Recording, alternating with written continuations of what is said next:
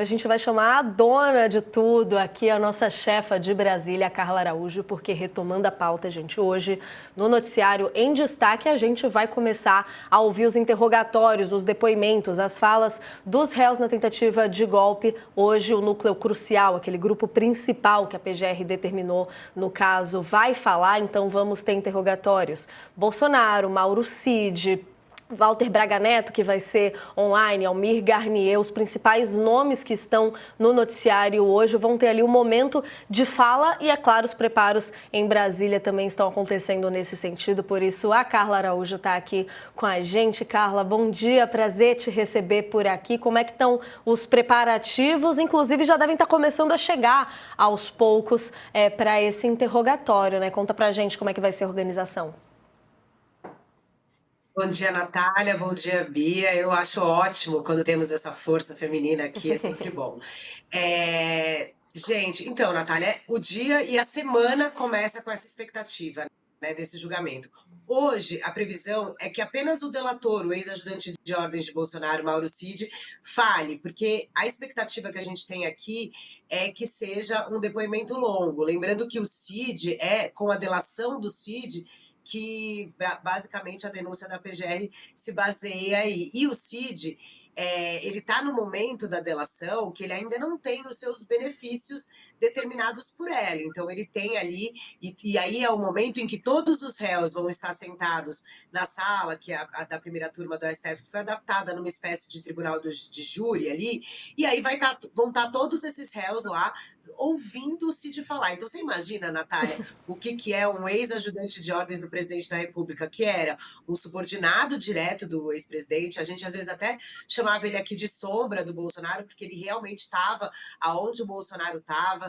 Durante a campanha, o Cid era aquela figura que estava com o celular atrás, filmando todos os passos do Bolsonaro, e foi aí desenvolvendo uma proximidade muito forte com o presidente, até na visão de algumas fontes militares, extrapolando aí a sua função de ajudante de ordens. Então, hoje esse é o dia em que o Cid fica sentado na frente de todos os réus que ele acusou, de certa forma, e vai ter que falar a verdade. E aí, os réus, em ordem alfabética, depois eles vão ser ouvidos. Então, a gente tem aí uma expectativa que o ex-presidente Jair Bolsonaro seja ouvido talvez só na quarta-feira, viu, Natália? Porque antes dele tem Anderson Torres, Almir Garnier, Augusto Heleno, temos aí, e aí o Braga Neto, último, né? Como você falou, o Braga Neto que está preso desde dezembro, ele vai ser o único que não está nessa sala hoje, porque vai ser ouvido por uma videoconferência.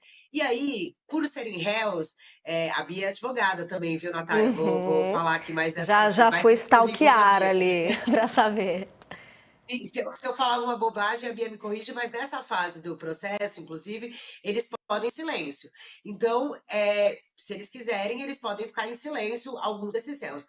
No caso do ex-presidente Jair Bolsonaro, a expectativa é que ele fale, porque mais do que falar, como a gente mostrou aqui na sexta-feira, o ex-presidente passou aí o fim de semana reunido com os advogados e alguns aliados, se preparando para esse depoimento, que deve ter, digamos assim, pelo menos alguns momentos de embate com essas declarações que o Cid vai apresentar. Então, a gente vai ter aí, provavelmente, alguns confrontos e conflitos de versões nesse caso. Lembrando que, como eu disse, o Cid ainda não tem os seus benefícios da delação ainda determinados, mas ele pretende, ele imagina, né, e ele pede, quando ele faz o acordo, para que ele seja condenado a menos de 2 anos de prisão. Por quê? Com isso, ele consegue manter, ou pelo menos tentar manter, a sua carreira militar. Porque depois que você tem mais de 2 anos, você vai para o Conselho de Justificativa no Ministério Público Militar, na Justiça Militar. E hoje a alta cúpula do Exército, fontes lá do alto comando, acham que é difícil isso, que o Cid, mesmo com os benefícios, deve acabar pegando um pouco mais que 2 anos de cadeia pelo desenrolar dos fatos aí e do que tem acontecido até aqui, e que daí provavelmente até, Natália, numa última instância, ele vai acabar também sendo julgado pela Justiça Militar. Então, é mais ou menos esse cenário. Hoje vai ser o dia da gente acompanhar, e o UOL vai fazer uma cobertura completa aqui, os repórteres já estão chegando lá, vão mostrar essa entrada e tudo mais. A gente vai ter a transmissão ao vivo, e hoje acho que vai ser praticamente um dia todo aí se não me engano, essa é a expectativa da gente ouvir o que tem a dizer Mauro Cid sobre essa tentativa de golpe, Só um Natália. detalhe também, Carla, porque eu não sabia, achei curioso esse ponto de que o Cid tem a intenção de voltar à atuação. Acho legal a gente destrinchar isso aqui. Então, a fala dele hoje, apesar de ter o acordo da delação, é com a fala dele de hoje que os ministros vão avaliar quais vão ser os benefícios dele ou não nesse sentido? Tinha separado aqui para Então, na perguntar até para os verdade, juristas. na verdade, é no final do processo, né? No final do processo, porque além de delatar, é preciso apresentar as provas. Então, nesse momento, as testemunhas vão, os réus vão, já foram ouvidas algumas testemunhas desse núcleo, né? E agora os réus colocam as suas versões e os advogados vão poder questionar, né? E contrapor e tentar desmontar um pouco a versão do Cid. O que a gente viu na primeira fase da denúncia, da aceitação da denúncia na primeira turma, a gente viu, e aí a gente imagina que deva ser mais ou menos nessa toada, a gente viu que os advogados, cada um dos réus tem os seus advogados, eles quase que cada um está querendo livrar o seu. Então, olha, o meu cliente não tinha nada a ver com isso, o meu cliente era subordinado, o meu cliente participou da reunião, mas não consentiu. Enfim, tem aí, tem essas contradições que eles vão tentar apontar, né? E o Cid, além de fazer ficar de pé as versões dele, ele tem que mostrar as provas, e aí, no final só desse processo, é que vai ser determinado quais são os benefícios que ele vai ter nessa delação.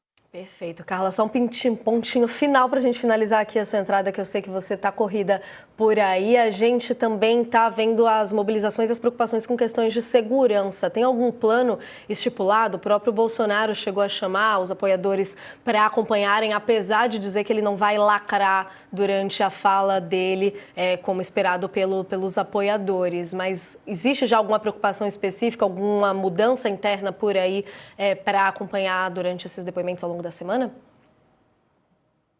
Não, eles fazem, né? Tem alguns protocolos de segurança aqui nos três palácios, digamos assim, né? O Palácio da Justiça, o Palácio Planalto e o Congresso Nacional. Eles têm alguns protocolos de segurança, de isolamento de área, de detector de metal, coisas que são mais triviais. O STF reforçou, como reforçou na outra fase, mas nada que fuja aí muito dos protocolos de segurança estipulado. Mas, evidentemente, há aí uma preocupação, porque, né, o ex-presidente, apesar de que o ex-presidente é isso, ele falou que não vai lacrar, mas ele está preparado para responder, Natália, o que eu também falei aqui na sexta-feira. Evidentemente, a equipe dele também está preparada para fazer muitos cortes nas redes sociais e mostrar trechos que vão interessar para ele, né?